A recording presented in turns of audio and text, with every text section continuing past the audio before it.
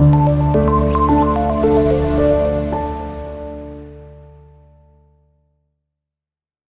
वालेकुम स्टूडेंट्स, मैं सैयदा मोमिना बुखारी हाजिर हूँ आपके सामने एक न्यू वीडियो के साथ।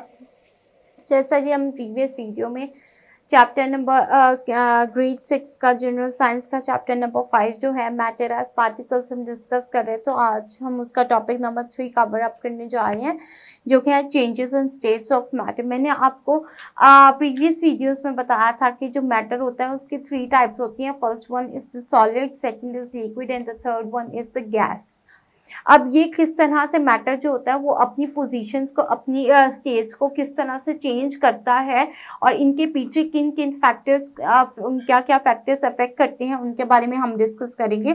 तो बेसिकली ये 5 जो हैं 5 मेन प्रोसीजर्स हैं जिनके थ्रू जो होते हैं मैटर्स जो होते हैं वो अपनी पोजीशन को या अपनी स्टेट को चेंज करते हैं। तो सबसे पहले हम मेल्टिंग को डिस्कस करते हैं कि मेल्टिंग क्या होती है। जब भी कोई सॉलिड जो होता है, कोई भी सॉलिड अपनी स्टेट चेंज करके लिक्विड में कन्वर्ट होना शुरू हो जाता है तो उसको कहते हैं मेल्ट।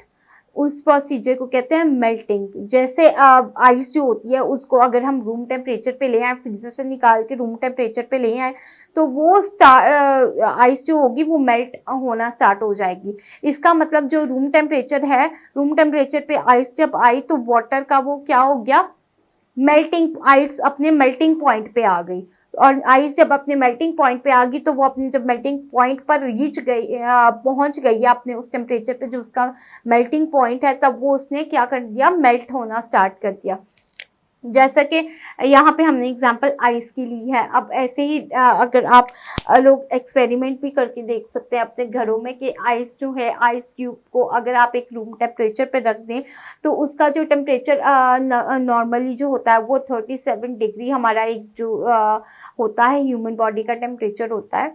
अगर हम रूम टेम्परेचर पे जो है वो आइस को जो है वो रख देंगे तो क्या करेगी, आइस मेल्ट होना स्टार्ट हो जाएगी। तो इसका मतलब जो रूम टेम्परेचर होगा वो आइस का क्या होगा, मेल्टिंग पॉइंट होगा। और वो जिस तरह से, जिस तेजी के साथ अगर तो ये मेल्टिंग का जो प्रोसीजर है वो आहिस्ता आहिस्ता हो रहा होगा तो इसका मतलब ये होगा कि जो रूम टेम्परेचर है वो एक्यूरेट उस टेम्परेचर के इक्वल नहीं है जो उसका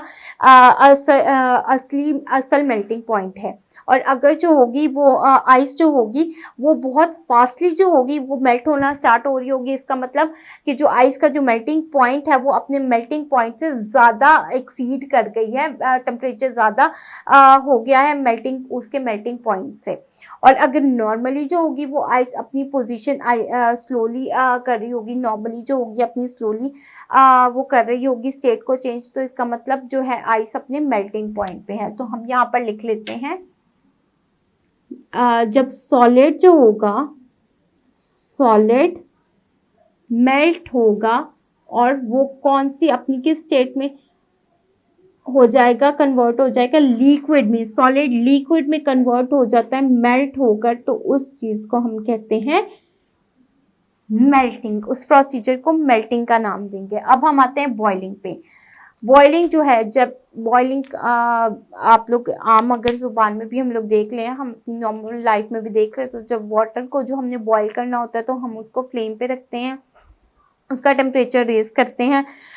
तो वाटर जो होता है वो अपनी बॉइलिंग पॉइंट पे आफ्टर 5 मिनट्स, आफ्टर 10 मिनट्स जो होता है, अकॉर्डिंग टू द अगर टेम्परेचर फुल ऑन उसका फ्लेम उसका फुल तेज होगा तो जो वाटर होगा कम टाइम में अपने बॉइलिंग पॉइंट पर पहुंच जाएगा। और अगर टेम्परेचर जो होगा, फ्लेम जो होगा वो लो होगा, नॉर्मल होगा, तो वो आहिस्ता आहिस्ता अपने बॉइलिंग पॉइंट तक पहुंचेगा। तो जब जो वाटर होता है अपने बॉइलिंग पॉइंट पर पहुंच जाता है तो वो उबलने लग जाता है। जब वो उबलने लग जाता है तो इसका मतलब यह है कि जो वाटर के जो मॉलिक्यूल्स हैं उनकी जो मूवमेंट है वो बहुत फास्टली मूव कर रहे हैं। इतनी फास्टली रैंडम मोशन उनकी हो गया कि उनका बॉइलिंग पॉइंट, वाटर जो है अपने बॉइलिंग पॉइंट तक पहुंच गया है। तो बॉइलिंग में हम लिखेंगे when water starts boiling. Boiling point होता है कि जब लिक्विड जो होता है व्हेन लिक्विड स्टार्ट्स बॉइलिंग, जब लिक्विड जो होता है वो बॉयल होना स्टार्ट हो जाता है, तो इसका मतलब क्या प्रोसीजर हो रहा है, बॉइलिंग का प्रोसीजर हो रहा होता है। अब नेक्स्ट आ जाते हैं हम कंडेंसेशन पे, कि कंडेंसेशन का क्या मतलब होता है। अब जब गैस है, कोई भी गैस को हम ले लेते हैं, पहले हमने मेल्टिंग में हमने सॉलिड की एग्जांपल ली, बॉइलिंग में हमने लिक्विड की एग्जांपल ली, अब कंडेंसेशन में हम गैस की एग्जांपल लेते हैं। गैस जो होती है, जैसे जैसे हम सॉलिड का टेम्परेचर जो है वो रेस करते जाते हैं, वो लिक्विड में कन्वर्ट हो जाती है। जब लिक्विड का टेम्परेचर रेस कर देते हैं तो वो गैस में कन्वर्ट हो जाती है। अब इसका ही अगर इन्वर्स प्रोसीजर करें तो गैस का अगर हम टेम्परेचर कम करेंगे तो वो अपनी स्टेट चेंज करके लिक्विड में आ जाएगी। तो जब ऐसा प्रोसीजर जिसमें जो गैस होती है वो लिक्विड फॉर्म में कन्वर्ट हो रही होती है, तो उस प्रोसीजर को कहते हैं कंडेंसेशन। तो हम यहाँ पर लिख लेते हैं, गैस जो हो रही होती है वो कन्वर्ट हो रही होती है लिक्विड में।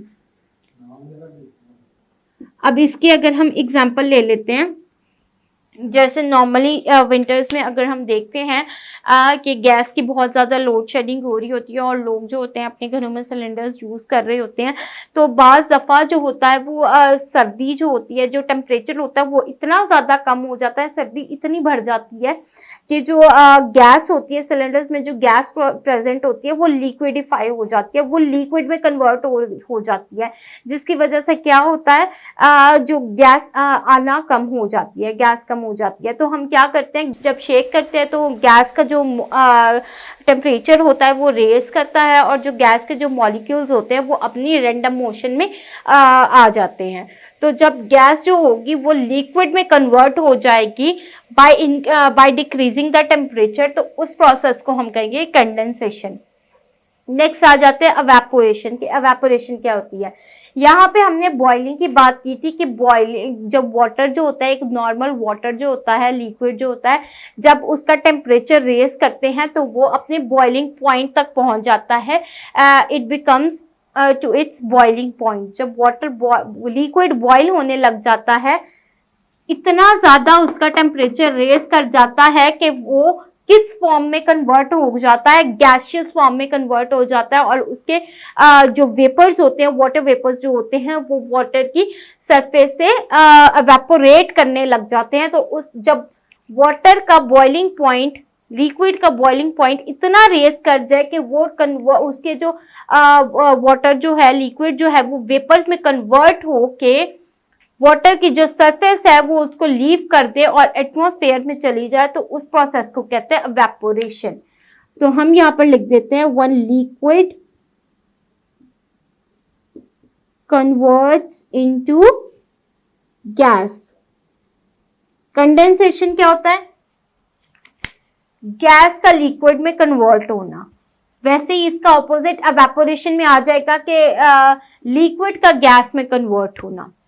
अब लास्ट हम प्रोसीजर पे आ जाते हैं, वो चीज सब्लिमेशन के। सब्लिमेशन क्या होती है, किसी भी सॉलिड को इतना ज्यादा उसका टेम्परेचर एकदम से रेस करना कि वो लिक्विड में कन्वर्ट होने के बजाय डायरेक्टली गैस में कन्वर्ट हो जाए, तो उस प्रोसीजर को कहेंगे सब्लिमेशन।